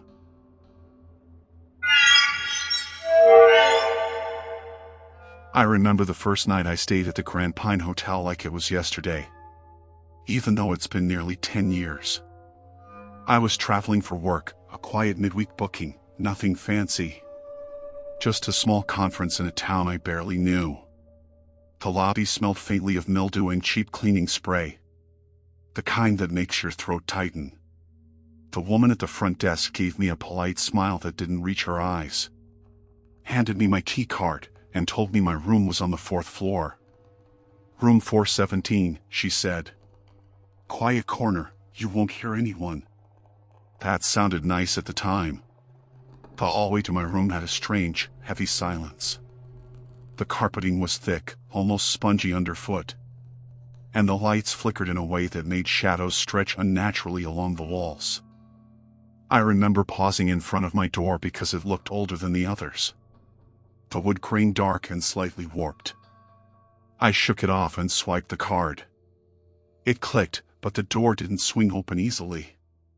It felt sticky, like it was resisting me. When it finally opened, a wave of stale air hit me. The kind that smelled like old smoke and dust. But there was something else beneath it, something sour that made my stomach twist. I set my bag down and tried to ignore the unease. The room itself looked normal, generic hotel furniture, a bed neatly made, a lamp on the nightstand. But everything felt slightly off. The light didn't illuminate the corners properly, leaving dark patches. That seemed almost like they were moving if I stared too long. I laughed nervously to myself, telling myself it was just the fluorescent bulbs. I hung my coat, put my laptop on the desk, and tried to settle in. I didn't notice the first oddity right away.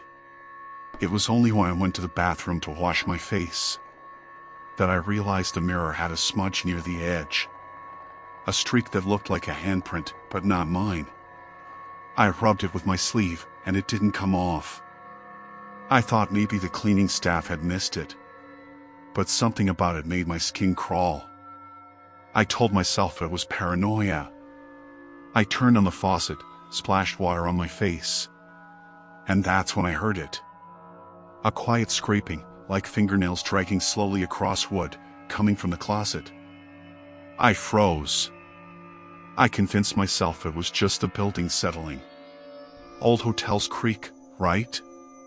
But then the scraping came again, louder, deliberate, almost a slow rhythm. I grabbed the baseball bat I always kept in my car, old habit from living alone, and edged toward the closet. My hands were shaking, heart hammering so hard I thought the walls would hear it. The closet door looked normal, but as I touched the handle, the temperature in the room dropped sharply, like someone had opened a freezer door right next to me. I yanked it open. Nothing. Just coats and a few hangers. I laughed shakily, telling myself I was losing it. I went back to the bed, trying to shake off the fear. But that's when I noticed it. The bedspread had been disturbed. Not in a way that looked like housekeeping missed a fold, but like someone had been sitting or kneeling on it, watching. My stomach dropped. I called the front desk, trying to keep my voice steady. "Hi, can someone come up to check my room? I think someone might have been in here." The receptionist sounded tired, uninterested. "Sir, the hotel is secure. I'm sure it's nothing. Just relax." Her voice didn't have reassurance.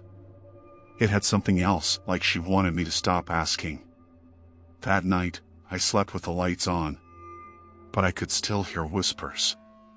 At first, I thought it was the air conditioning, but the whispering wasn't constant. It came in bursts, and it sounded like words. I couldn't make out the sentences, but the tone was unmistakable, urgent, almost angry, like someone was trying to warn me.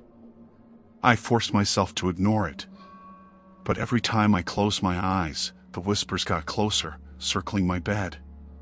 And then I heard the faint click of a door opening. Not my door, the one across the hall. But the sound carried into my room with an unnatural clarity. And I swore I could feel eyes on me. By morning, I was exhausted, pale, jittery. I went to the lobby to complain, but the woman at the desk pretended not to recognize me. She asked for my room number, and when I said 417, her face went blank for a fraction of a second, just a flicker. 417, she said slowly, almost testing herself. Oh, you must mean the 4th floor. Housekeeping might have missed a few things." I wanted to argue, but her tone made me pause. There was something in her eyes, a warning I didn't want to ignore. I decided to leave early, packing my bag quickly and skipping breakfast. As I was walking out, I caught a glimpse of the hallway mirror. At first, I thought I saw someone standing behind me, but it was just a shadow. Or so I told myself. When I got to the elevator, I realized the doors for the 4th floor didn't open with the others. I pressed the button over and over. Nothing. Then I noticed the small sign next to the elevator. Maintenance only. I felt a cold rush of panic. I asked the bellhop, who was wheeling luggage nearby, about room 417. He paused, then shrugged. "We don't have a room 417. That section's, old staff only, used to be closed off. Maybe you took a wrong number." I tried to explain what I experienced, but he just smiled, like he'd heard stories like mine before, and didn't want to get involved. I left, heart racing, trying to convince myself it was some kind of mix-up. But when I got to my car, I saw it. My luggage, the same bag I brought in, was sitting in the back seat, zipped open. And inside, on top of my clothes, was a folded note. In shaky handwriting, it said, You shouldn't have stayed. From that moment on, I didn't sleep right for weeks. I kept seeing shadows in hotel lobbies, hearing whispers in empty hallways. I couldn't stop thinking about the room, the way the air had shifted, the scraping sounds that weren't human. And the worst part, I realized the hotel staff never wanted me to leave. Or maybe they didn't want anyone to. That room had a secret, a history that wasn't in any guidebook. Something people wanted buried. But somehow I'd walked straight into it. I tried to pretend the whole thing was just some bizarre misunderstanding. But the longer I stayed away from that town, the more the details chewed at me. Little things first. Like how my phone kept glitching whenever I scrolled back to photos from that trip. Every picture I took in the hotel looked distorted, as if someone had brushed a thumb across the lens right before the shutter clicked. Some images had strange streaks of gray. Others had shadows where there shouldn't have been any. I kept telling myself to let it go. But about 2 weeks after I got home, I got a call from an unknown number. When I picked up, no one spoke. Just a faint scraping. The same slow, deliberate dragging I'd heard inside the closet.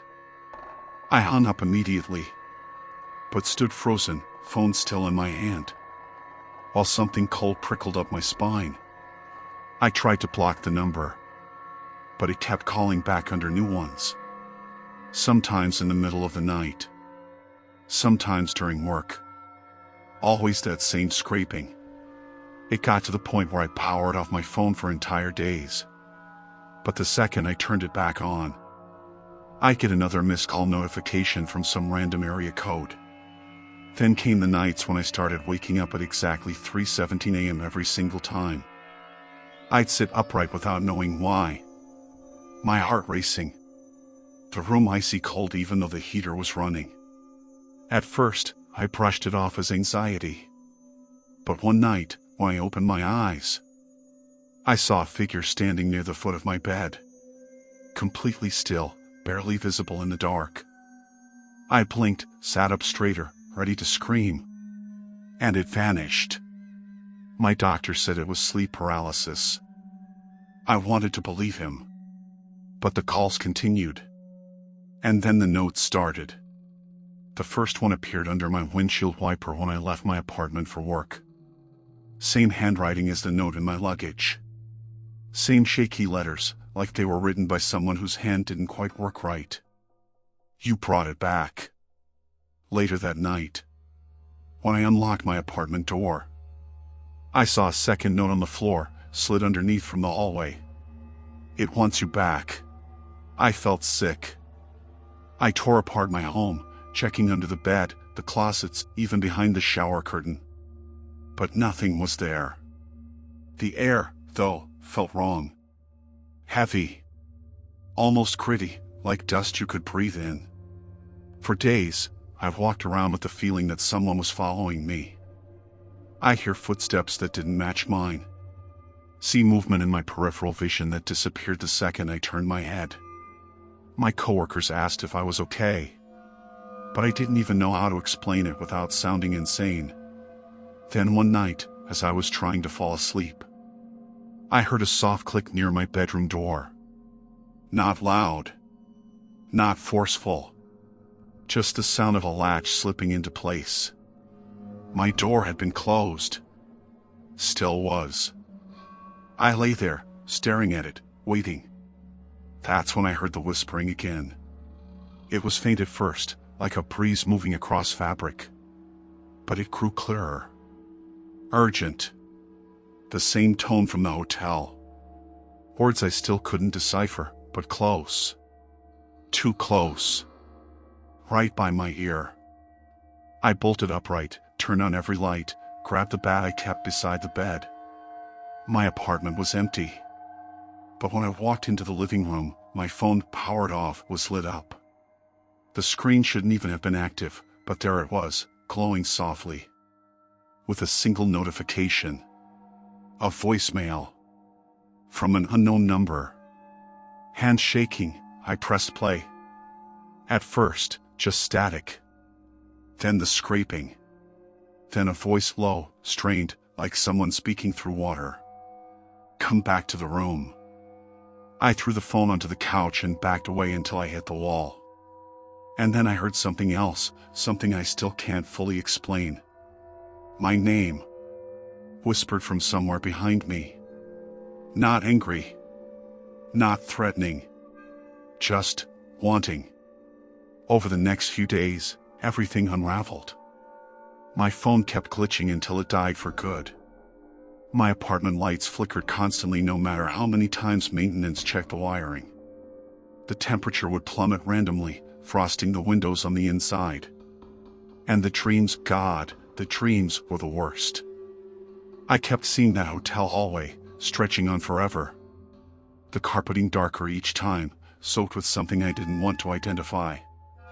I'd see that warped door, the one to room 417, swelling like it was breathing. Something inside waiting for me. I woke up one morning with dirt under my fingernails. And my shoes by the front door wet with morning dew. Even though I had no memory of leaving my bed. That was the moment I realized whatever had followed me home wasn't going to let go. Every night the voices grew louder, clearer, almost pleading. Every night the shadows gathered in the corners of my room, watching. The cold air pressed against my back like a presence leaning close. And every voicemail I received, no matter the number, no matter the time, said the same thing in that warped, drowning voice. Come back. I kept telling myself I wasn't going back to that hotel. That town. That room. But the truth is, the line between refusing and delaying started to blur. Something was pulling at me, tightening around my life like a cord. And I could feel it. Every hour. Every breath. Every time I shut my eyes. I wish I could say I held my ground. I wish I could say that I ignored the calls, ignored the whispers, ignored the dreams. But the truth is, the more I fought it, the stronger it became. I started losing time, hours missing from my day. Gaps in conversations I didn't remember having. My reflection would freeze a second too long before matching my movements. Like it was annoyed with me. And then one night, my apartment filled with that same sour smell I'd first noticed in the hotel. A smell I hadn't realized I still remembered so vividly. And when I followed it down the hallway to the front door, I found one last note taped to it. The handwriting now frantic, almost clawed into the paper. You belong to the room now. I didn't answer the last note right away. I just stared at it, trembling, the sour, heavy air filling my apartment. Until it felt like it was pressing against my chest. And then I understood something I hadn't before. This wasn't just about the hotel. Or even about room 417. It was about me. Somehow, by staying there, by touching that room, by even acknowledging it, I had become part of it. That night, I didn't sleep. I paced. I tried to block out the whispers, the scraping, the shadows. That seemed to stretch just beyond the corners of my vision. My apartment felt smaller than ever, like the walls themselves were closing in. And then I heard it, a creak from the bedroom closet. I froze. The temperature dropped, so cold my teeth chattered. I forced myself to look. The door was open. Slowly. But there was no one. Just darkness. I stepped closer. That's when I saw it etched faintly into the back of the closet. On the wall behind the coats, a message I could barely make out. You came back. I recoiled. My mind raced. I hadn't touched that wall. I hadn't written anything. And yet the words were there. Fresh. And then the whispering started again, louder this time, surrounding me, circling me. It didn't sound angry. It didn't sound threatening. It sounded satisfied. Like I had passed some test I hadn't known I was taking. I understood then that there was no leaving. Not really. Not entirely. The room, wherever it was, had found a way into my life, into my body, my time, my mind. I tried to fight, to rationalize, to leave. But the more I resisted, the more obvious it became. The room wasn't just a place. It was a presence. A weight. Something alive that needed witnesses, needed me. The next morning, I didn't go to work. I didn't answer the door. I stayed in my apartment, moving cautiously, listening. Sometimes I hear the scraping from the closet. Sometimes I catch shadows shifting just outside my line of sight. And every so often, when I check my phone, there'd be a voicemail I hadn't seen before, all blank. But if I press play, the sound of slow, deliberate breathing filled the room, followed by a whisper. "You're here now." I haven't stayed in a hotel since. I haven't traveled much at all. I avoid new places. I avoid unfamiliar streets. But I can't avoid it entirely. I can't escape the feeling that wherever I am, room 417 is there too. Waiting, patient, like a predator lying in the dark. And some nights, I swear I feel its cold breath at the back of my neck. Or hear the scraping, faint, almost polite, like a reminder. I belong to the room now.